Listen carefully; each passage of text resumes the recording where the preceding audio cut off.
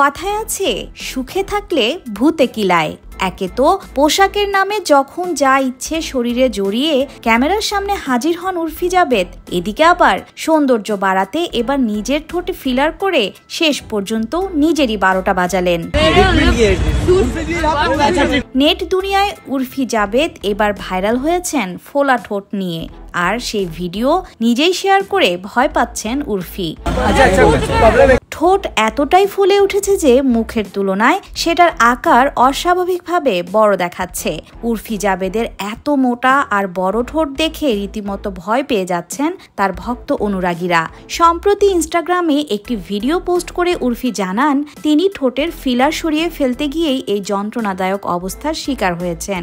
ভিডিওতে দেখা গেছে চিকিৎসক ইনজেকশন দিয়ে তার ঠোঁটে ঔষধ প্রয়োগ করছেন, আর উর্ফি চোখ বন্ধ করে কান্না করছে। এখন এমন মোটা ঠোঁট নিয়ে ক্যামেরা থেকে মুখ লুকিয়ে ঘুরছেন রীতিমতো। তবে উর্ফি জানান এটা ফিলার নয়, বরং আমি পুরনো ফিলারগুলো সরিয়ে ফেলছি। সবকিছু একদম নষ্ট হয়ে গিয়েছিল, পরে হয়তো আবার ফিলার করব, তবে আর ইনজেকশন দিয়ে নয়। অর্থাৎ ইনজেকশনের ব্যথায় এবার সুন্দরী হওয়ার ভূত মাথা থেকে উড়ে গেছে তার।